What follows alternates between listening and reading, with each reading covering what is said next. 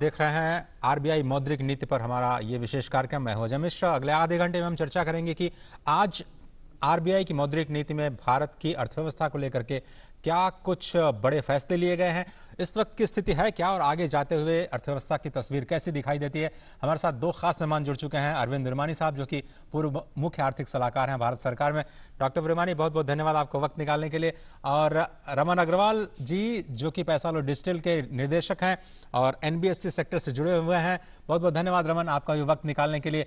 इससे पहले कि हम इस कार्यक्रम की शुरुआत करें, सबसे पहले डॉक्टर विरमानी, आपसे पहला रिएक्शन, आज जो ये दूसरी समीक्षा आई है इस साल की, उसको लेकर के आपका पहला रिएक्शन क्या है? उसके बाद फिर मैं डिटेल्स पे आता हूं सर। देखिए, जो बहुत क्योंकि पेंडेमिक करके, लॉकडाउन करके थोड़ा जजमेंट कॉम्प्लिकेटेड हो गया है जी। और क्योंकि पिछले अप्रैल मई और तकरीबन जून में खाली जो एसेंशियल कमोडिटीज चल रही थी, तो उसके प्राइसेस और उसके क्वांटिटीज हमें ज्यादा अच्छा पता है, ताकि जो कोर सेक्टर इन्फ्लेशन करते हैं, जिसमें फूड वगैरह जो एसेंशियल कमोडिटीज में आते हैं, उसमें नहीं होती।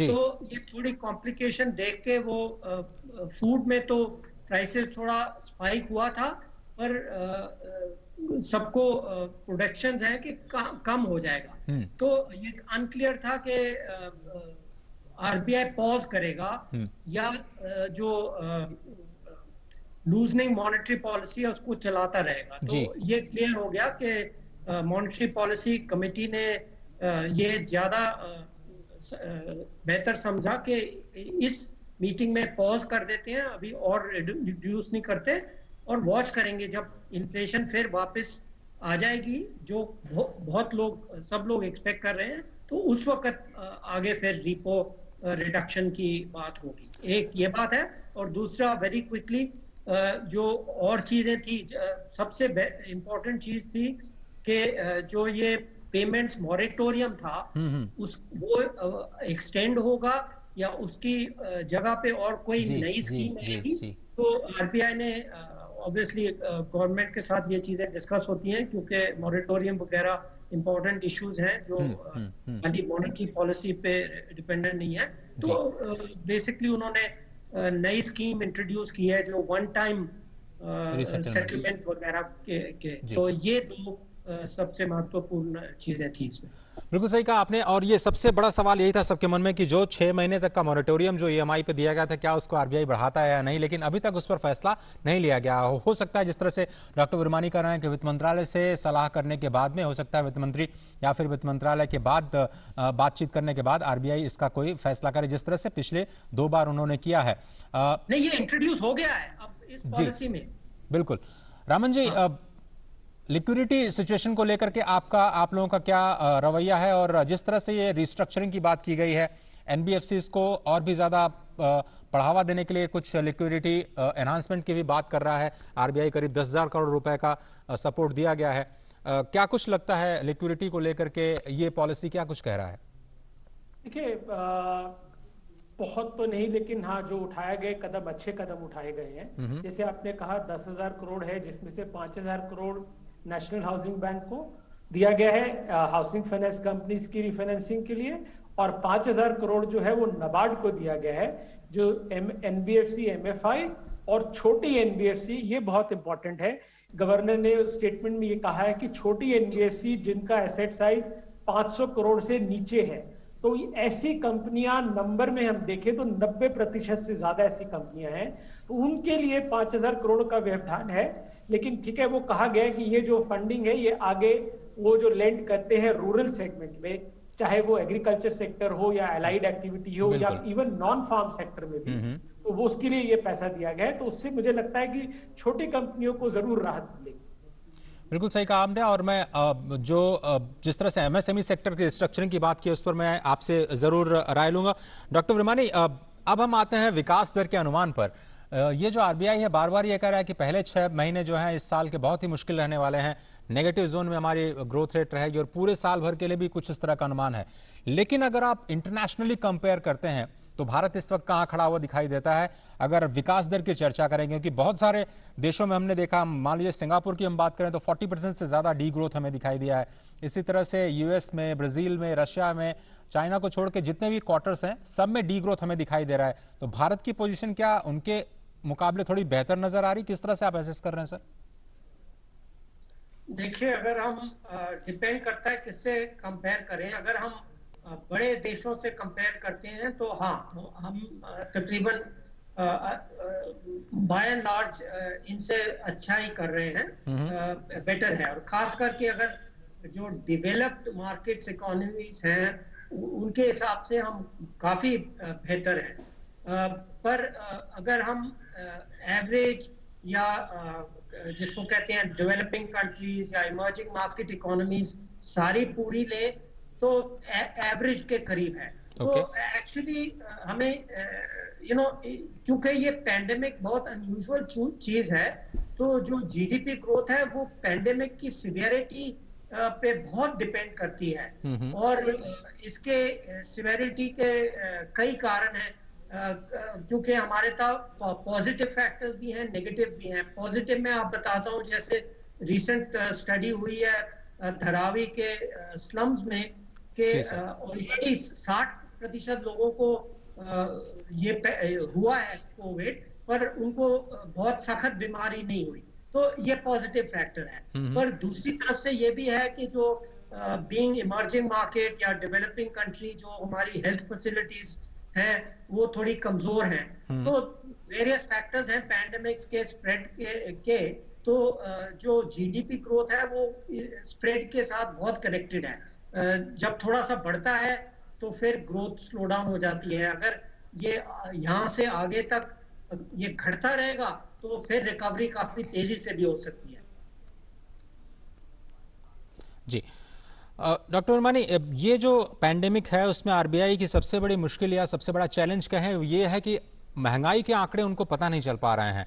हालांकि वो कह रहे हैं कि फौरी तौर पर ज़रूर फूड प्राइस, या हमें दिख रहा है कि फूड प्राइसेस पे प्रेशर है, थोड़ा सा पेट्रोल पंप पे डीजल और पेट्रोल की कीमतें बढ़ी हुई दिख रही हैं तो वहाँ पर भी प्रेशर दिख रहा है, लेकिन वो अभी तक सर्टेनिटी नहीं है महंगाई को लेकर के। और उनका सबसे बड़ा टारगेट यही है कि 4% ±2% को बरकरार रखना है, जो उनका सबसे बड़ा चैलेंज है सप्लाई साइड में कंस्ट्रेंट्स को देखते हुए।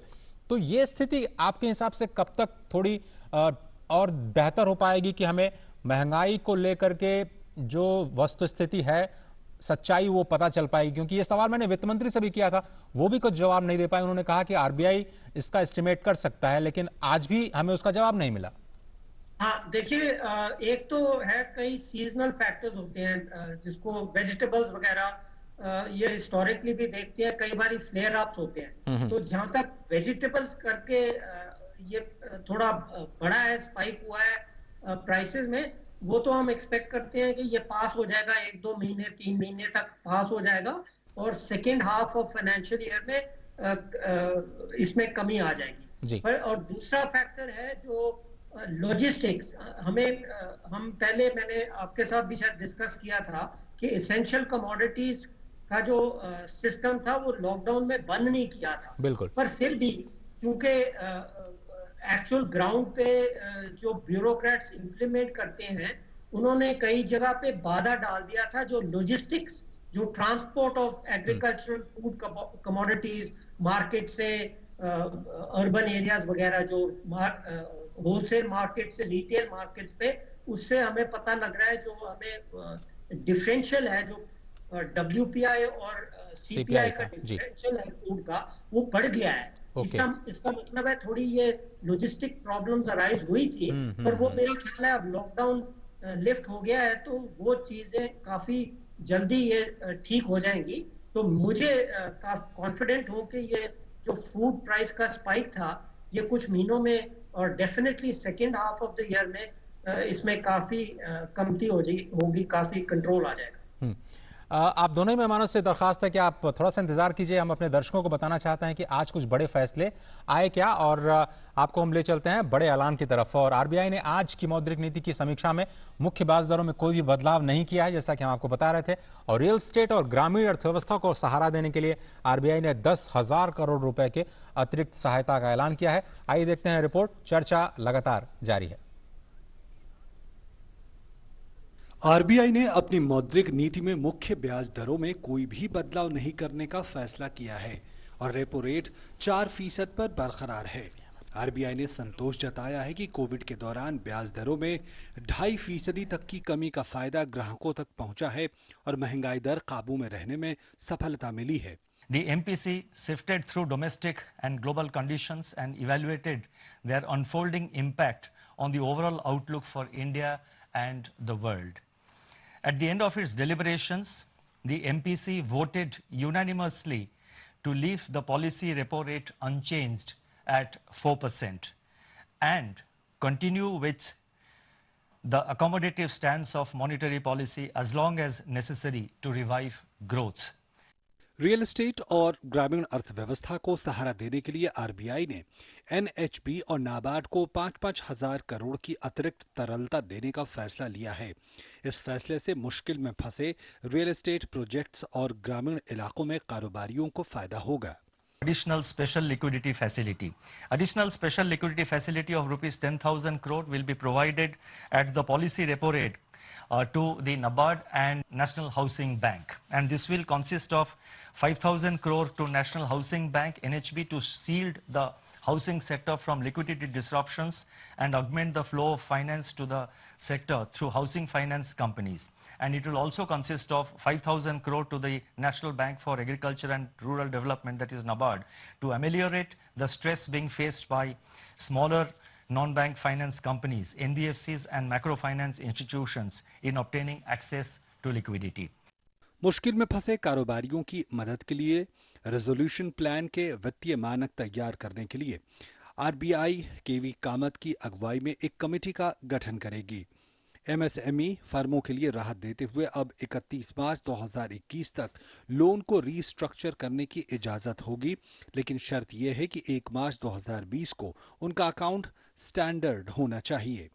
आरबीआई ने बैंक को गोल्ड ज्वेलरी गिरवी रखकर कुल कीमत का 90% तक लोन लेने की इजाजत दे दी है, जो पहले 75% तक थी।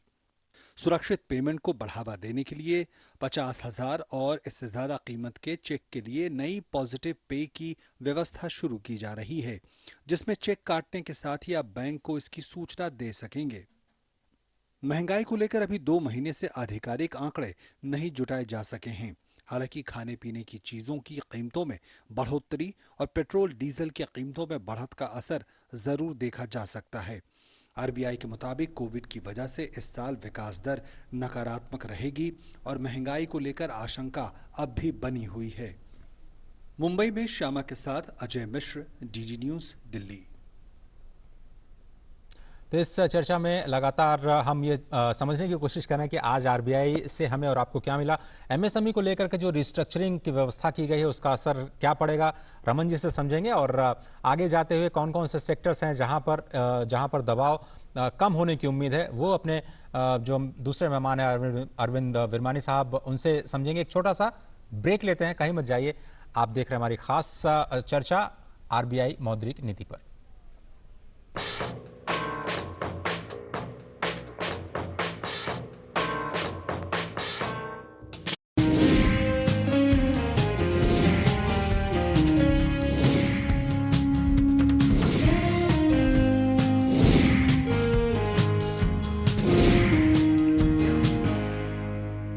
नमस्कार दोस्तों, आज मैं आपसे कुछ बात कहना चाहता हूं। मैदान पर उतरने से पहले मैं हमेशा प्लेयर्स से कहता था कि हम सब पर करोड़ों लोगों की उम्मीदें टिकी हुई है, हमें डटकर खेलना चाहिए। आज कोरोना वायरस के संकट के समय जब हम सब घर पर सेफ हैं, हमारे लिए कुछ फरिश्ते मैदान पर उतरे हैं। डॉक्टर्स, नर्सेस, वार्ड बॉयज और सारा मेडिकल स्टाफ हमारा ख्याल रख रहे हैं। कुछ लोग हम तक जरूरी सामान टाइम पर पहुंचाने में लगे हुए हैं। पुलिस हमारी सुरक्षा कर रही है। ये सब लोग फरिश्ते हैं जो अपने बारे में ना सोचकर हमारे लिए काम कर रहे हैं और हमें सुरक्षित रख रहे हैं। इनके हौसले पर देश की उम्मीदें टिकी हुई है। तो जब भी आप ऐसे किसी उम्मीद के फरिश्ते से मिले तो उन्हें जरूर दिल से धन्यवाद कहिएगा। इससे उनका हौसला और बढ़ेगा। हमारा हर एक काम देश के नाम। जय हिंद।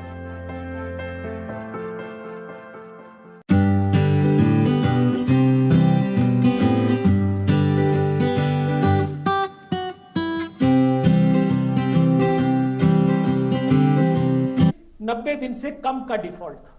तो अगर वो जितने भी केस हैं उन सबको इसमें लेकर हम रिस्ट्रक्चर कर सकते हैं। देखिए रिस्ट्रक्चर क्या है, रिस्ट्रक्चर ये होता है कि आप लेंडर और बोरर मिलकर ये तय करते हैं कि बोरर की पेमेंट कैपेसिटी, आज की पेमेंट कैपेसिटी के हिसाब से हम इसको कैसे आगे चलाएंगे। तो ये एक बहुत अहम चीज है आज के सिनेरियो में, क्योंकि जैसे डॉक्टर वर्मानी भी आपको बता रहे हैं कि ये जो सिचुएशन है ये बहुत ही स्पेशल, जिसे कहता है वंस इन अ सेंचुरी वाली बात है। बिल्कुल। तो अब आज के हालात क्या है, उनकी क्या पेमेंट कैपेसिटी है, उसके हिसाब से रिस्ट्रक्चरिंग बढ़ाई जाएगी। तो ये एक बहुत अच्छा और बहुत ही पॉजिटिव कदम है जो काफी एमएसएमईज को राहत देगा। और जो गोल्ड लोन के लिए इन्होंने लोन टू वैल्यू जो रेशियो बढ़ाया है 75 से 90% करने का, उसका असर यहाँ पर देखिए थोड़ा सा हम कहेंगे कि क्योंकि मैं एनबीएफसी सेक्टर से हूँ, तो यहाँ पर हमें लगता है कि एनबीएफसी को क्यों छोड़ दिया, जबकि ये राहत बड़ी अच्छी दी थी। कि देखिए क्या है कि ये हम मानते हैं कि हमारे भारतीय सभ्यता में आप देखिए हर घर में गोल्ड एक ऐसी चीज है वो जरूर होती है, ज्वेलरी की शेप में लेडीज के पास गोल्ड ज्वेलरी रहता है। और ये भी माना गया है कि किसी भी जरूरत में, कोई भी आर्थिक जरूरत आती है तो वो एक सबसे पहला जरिया बनता है गोल्ड ज्वेलरी प्लेज करके लोन रेस करने का, जो एक सबसे आसान और सबसे सरल तरीका है। इसीलिए हमने देखा है गोल्ड लोन का बिजनेस जो है बहुत अच्छा बूम करता है। अब यहाँ पर जो पहले नॉर्म था कि एलटीवी, यानी कि जो आज की गोल्ड की ज्वेलरी की सोने की कीमत है उसके हिसाब से 75% तक का लोन दिया जा सकता था, उसको बढ़ा के 90% कर दिया। तो कदम तो बहुत अच्छा है, क्योंकि इससे क्या होगा कि एक तो लोन लेने की और देने की कैपेसिटी बढ़ जाएगी, ज्यादा मात्रा में लोन दे सकते हैं, ज्यादा लोगों को बेनिफिट मिलेगा। लेकिन यहाँ पर थोड़ा सा हमें ये अजीब लग रहा है कि एनबीएफसी को क्यों छोड़ दिया, ये बेनिफिट केवल बैंक्स को दिया है। तो ये हम जानते हैं कि एनबीएफसी तो बहुत अच्छा काम कर रही है। बहुत सी ऐसी केरला में मुथूट मनापुरम जैसी, मुथूट कैपिटल जैसी इतनी एनबीएफसी हैं जो गोल्ड लोन बिजनेस इतने सालों से कर रही है। तो आई थिंक ये हम जरूर एक दोबारा मांग दरखास्त करेंगे रिजर्व बैंक से कि अगर ये एनबीएफसी को भी अलाउ किया जाए। बिल्कुल, एज ए सेक्टर आप हमेशा डिमांड करते रहे हैं और आपका हक है, और जो ग्राहकों के हित में है उसको बात उठाई जानी चाहिए। डॉक्टर वर्मानी, अब मैं आपसे समझना चाहता हूं, जब गवर्नर साहब ये कहते हैं कि अकोमोडेटिव पॉलिसी स्टांस के लिए हमारे पास थोड़ा सा और रूम है, तो इसका क्या मतलब है इंटरेस्ट रेट के लिए इस स्टेटमेंट का, और आगे जाते हुए आपको इंटरेस्ट रेट सिनेरियो किस तरह से दिखाई दे रहा है डॉक्टर साहब? तो इसका मतलब जो मैंने पहले बोला उससे कनेक्टेड है, जिसको अगर हम समझते हैं कि ये सीपीआई का थोड़ा जो बढ़ गया है 6% के करीब, ये है कि ऐसे मैंने एक्सप्लेन करने की कोशिश की, मेरे हिसाब से ये स्पाइक है और वापस नीचे